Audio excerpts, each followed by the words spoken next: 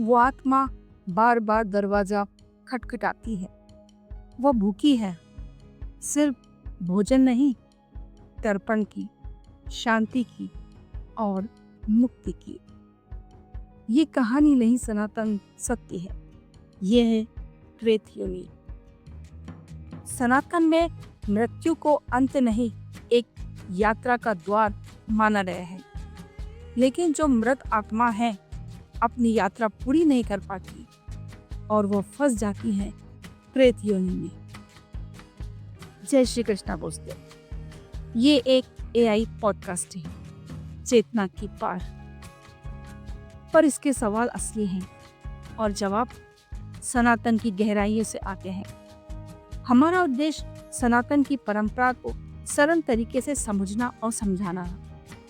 आज की इस कड़ी में हम बात करेंगे उस रहस्य की जिसे विज्ञान अभी तक पूरी तरह समझ नहीं पाया है, पर हमारे ऋषि मुनियों ने हजारों वर्षों पहले यह जान लिया था कि प्रेत योनि होती है, क्योंकि हर आत्मा को शांति नहीं मिलती।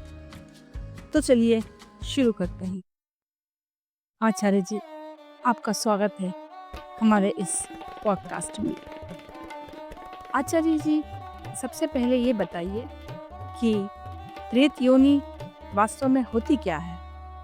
जब किसी जीव की मृत्यु होती है लेकिन उसकी इच्छाएं अधूरी रह जाती है या उसे उचित संस्कार नहीं मिलते, तब आत्मा एक भटकती हुई अवस्था में फंस जाती है। इसे ही प्रेत योनि कहा गया है। गरुड़ पुराण में लिखा है, यह अकाल मृत्यु या क्रूर कर्मा तामसी जीव सप्रेतः भवति, यानी जो अकाल मृत्यु को प्राप्त हो या तामसिक कर्म वाला हो, उसकी आत्मा प्रेत योनि में जाती है। आप हमारे दर्शकों को ये समझा सकते हैं कि प्रेत योनि में आत्मा किस दशा में होती है? गरुड़ पुराण में बताया गया है, प्रेत योनि में आत्मा को तृष्णा सताती है। वह भूख, प्यास, अपमान, अकेलापन और घुटन को बार बार अनुभव करती है। प्रेत के पास शरीर नहीं होता, फिर भी वह भोगना नहीं छोड़ता। वह अपने परिजनों को दिखाना चाहता है कि वह तड़प रहा है, लेकिन कोई देख नहीं पाता।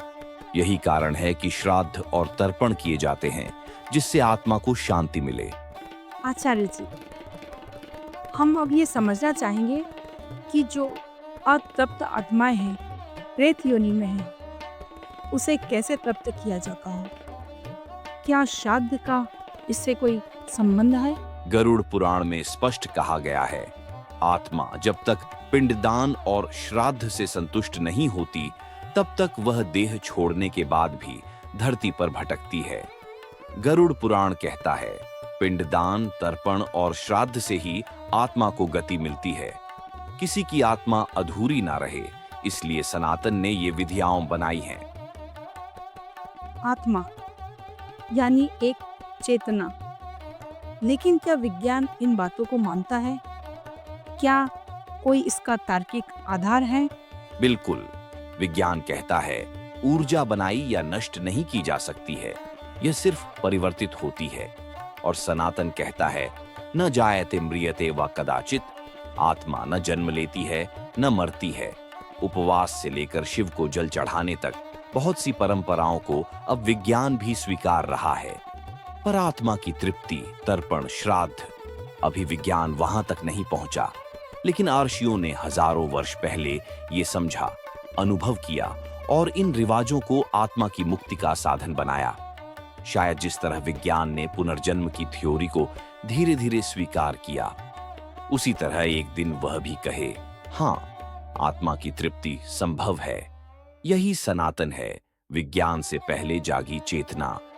एक सवाल जो कई युवा पूछते हैं, अगर किसी अन्य धर्म में श्राद्ध की परंपरा नहीं है, तो क्या उनकी आत्माएं कभी मुक्त नहीं होती? बहुत सुंदर और जरूरी प्रश्न है।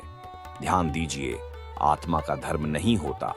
वो न हिंदू होती है, न मुस्लिम, न ईसाई। आत्मा बस चेतना है। हर संस्कृति में किसी न किसी रूप में पूर्वजों का सम्मान किया जाता है। किसी में मोमबत्ती जलाई जाती है, किसी में प्रार्थना होती है, किसी में मन्नत मांगी जाती है। कर्म का फल आत्मा को उसके कर्मों से ही मिलता है, परंतु तर्पण जैसे कर्म उस आत्मा की गति में सहायक बनते हैं। जिन परंपराओं में ये कर्म नहीं होते, वहां आत्मा अपने कर्मों और संतुलन से आगे बढ़ती है। पर जहां श्राद्ध जैसे विधि विधान हैं, वहां वो गति थोड़ा सहज हो जाती है। हम यह नहीं कह सकते कि बाकी धर्म की आत्माएं भटकती ही रहती हैं, पर हम यह अवश्य कह सकते हैं कि सनातन ने इस गति को मार्ग देने की विधि को संहिताबद्ध किया है। आखिरी सवाल, आचार्य जी, आज की पीढ़ी मोबाइल और भौतिक चीजों में खो गई है। उन्हें यह समझाना मुश्किल है कि कोई अदृश्य आत्मा, कोई परंपरा किसी विज्ञान से भी गहरी हो सकती है। आप उनके लिए क्या संदेश देना चाहेंगे? बिल्कुल, आज की पीढ़ी प्रश्न पूछती है और यही तो सही है, क्योंकि सनातन धर्म खुद कहता है, शंका करो तब समझो। हम कोई अंधश्रद्धा नहीं सिखाते, हम कहते हैं तर्क करो, अनुभव करो और फिर मानो। सनातन सिर्फ पूजा नहीं, वो जीवन जीने की एक विज्ञान सम्मत प्रणाली है। आज जो लोग ध्यान करते हैं, फास्टिंग करते हैं, ग्रैटिट्यूड जर्नल लिखते हैं, वो सब सनातन के ही रूप हैं। बस नाम अंग्रेजी हो गया है। श्राद्ध एक कर्म है, पर उसके पीछे भाव है। मैं कृतज्ञ हूं अपने पूर्वजों का, और ये कृतज्ञता ही मन को शक्ति देती है। आज की पीढ़ी को जरूरत है कनेक्शन की, और सनातन धर्म उनके पूर्वजों, आत्मा और इस ब्रह्मांड से वो कनेक्शन फिर से जोड़ सकता है। सनातन धर्म सिर्फ मंदिर की घंटी नहीं, वो अंतरात्मा की आवाज है जो आज भी आपको बुला रही है। बस सुनो जरा ध्यान से। दोस्तों, हर प्रश्न का उत्तर शायद आज भी ना मिला हो, लेकिन एक बात तो साफ है कि सनातन का हर रिवाज, हर परंपरा सिर्फ आस्था नहीं, विज्ञान भी है। आत्मा मरती नहीं, बस रूप बदलती। श्राद्ध, तर्पण ये केवल रस्में नहीं, बल्कि ऋषियों द्वारा खोजा गया वो विज्ञान है जो आत्मा को शांति देता है। शायद आज का विज्ञान इसे पूरी तरह ना माने, पर कल को वही विज्ञान इसे सिद्ध भी कर सकता। आपका मन क्या कहता है? क्या आत्मा वास्तव में मुक्त होती है? हमें बताइए अपनी सोच, और हमसे जुड़े रहिए, क्योंकि अगली बार हम फिर आएंगे सनातन के किसी और रहस्य को उजागर करने। जय सनातन।